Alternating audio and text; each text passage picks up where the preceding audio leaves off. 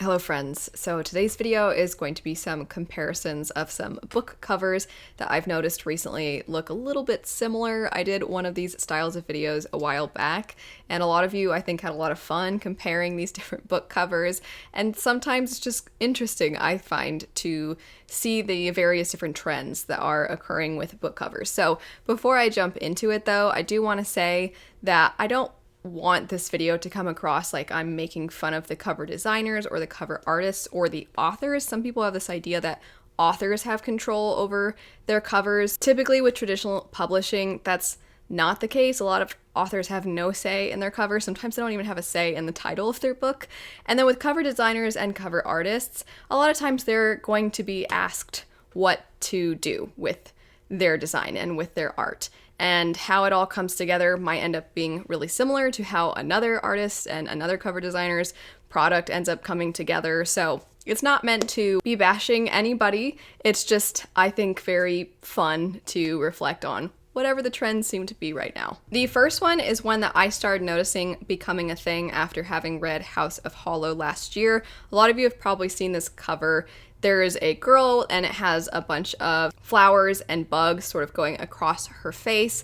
And there is something very eerie about this cover while simultaneously also being quite beautiful. So there's this darkness to it that you can't help but be sort of captivated by. And I think a lot of people really, really liked this cover. This is one of those books that if you look at reviews, inevitably there are people who maybe didn't love the book, but they'll be like, oh, I had to give it 1 star for that cover. You know, you've all seen those kinds of reviews. But this sort of flowery horror looking cover definitely seems to be on trend right now because I've noticed a couple of books that are going to be coming out follow a very similar look. So one of them would be The Depths, and another would be Belladonna. Of the three, I still actually think House of Hollow is the most distinct because of the way that they have the title and having it come in from the side for the word house, and then of sort of having this patchy paper look, and then hollow, same thing. It looks like something sewn on, almost like a tag.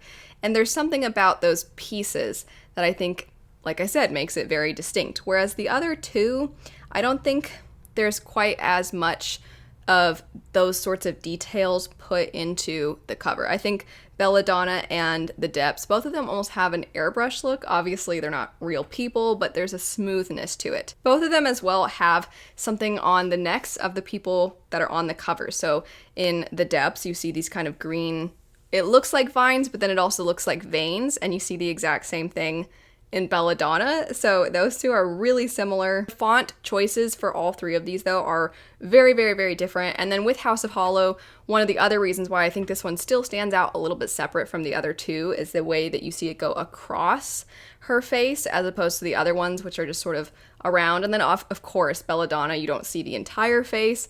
And then with The Depths, you do see the face and it's very alarmed.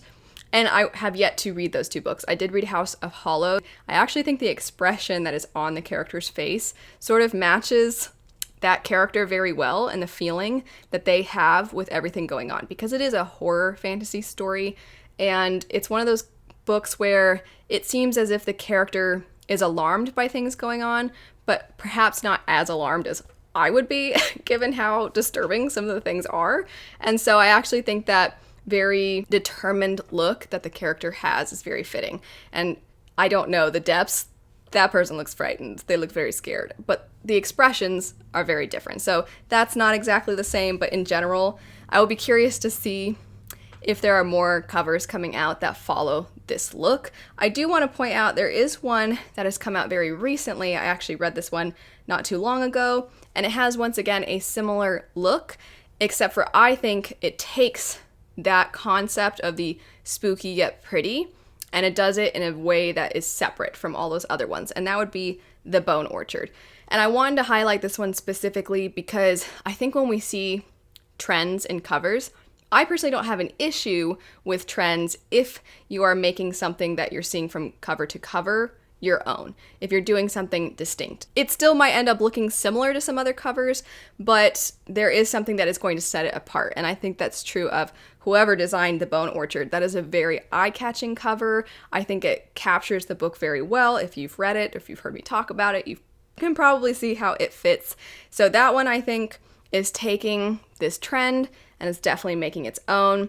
I hope, though, that we don't start seeing cover after cover after cover with a lady's face covered in plants and bugs. If it wasn't clear from looking at those covers, when I do these style of videos, I'm not looking at the very, very obvious generic, there's a sword on the fantasy cover. I'm not looking at books that are within the same series. Although this next one, I am going to show two covers. It's the exact same book, but different editions, and that's not what I'm referring to. So this particular book, Sorcery of Thorns, recently the French edition is getting almost, I think, a special edition, and it seems like a beautiful edition of a book. I think there's a lot of extra to it in its presentation, and it looks beautiful, and I'm very jealous because that edition is gorgeous. And these obviously are going to have a similar look because it's the same book, just the language itself is going to be different. So that's fine. But there is a book that is strangely a hybrid of the other ones I was just talking about, plus it looks like it's another edition of Sorcery of Thorns, and that would be The Poison Season. So does this not look like, if I just put Sorcery of Thorns instead of The Poison Season on the cover, would it not look like a UK edition of Sorcery of Thorns? You wouldn't blink twice. You'd be like, oh, do I like the UK edition more or the US edition? That'd probably be all you're asking yourself. You wouldn't be like, wait a second, I don't think that that's the same. But you wouldn't even question it because you would be like, yeah, that makes sense. That's exactly what it looks like. Now, I understand. Clearly, it is the same artist who has done both of these covers. But still, the colors as well on this particular cover are part of why I think it looks like it could match the Sorcery of Thorns covers. But I also want to, like I said before, comment on the fact that it sort of could have gone along with a person's face with plants around it.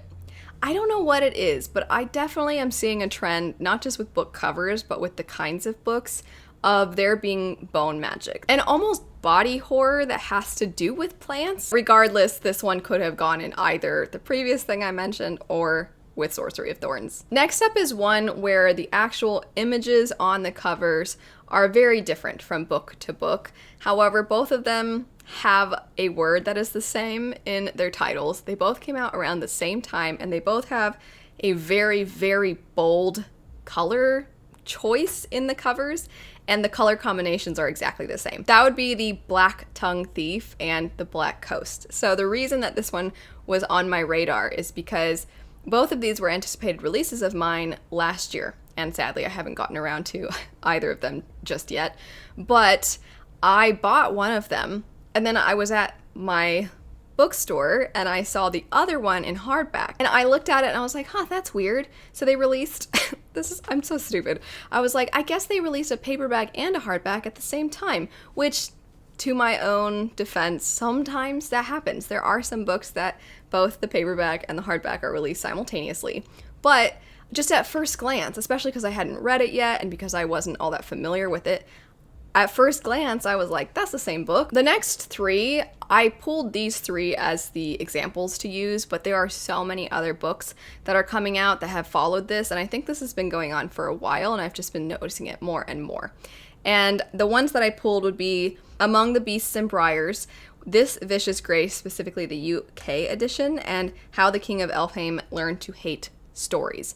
So all of these, while they have their own unique features around the border of the book, so the individual pieces are all very much their own, as a whole, they all kind of look the same.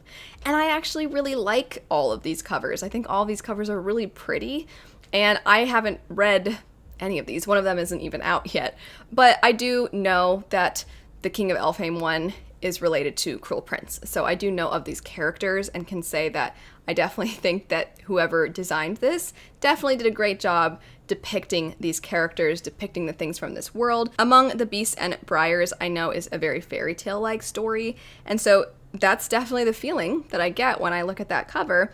And of course, with This Vicious Grace, like I said, I can't really comment too much on that one because it's not out yet. It is an anticipated release of mine, so I'm excited.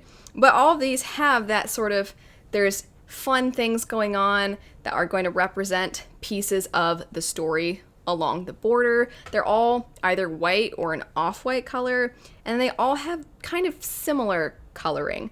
But again, looking at them and looking at the specifics, they're not that similar. But as a whole, they all look very similar. If you'd like to see another video like this, I'll have the one I did before linked in the description bar down below. But anyway, thanks so much for watching. I hope you have a lovely rest of your day, and I'll see you all later.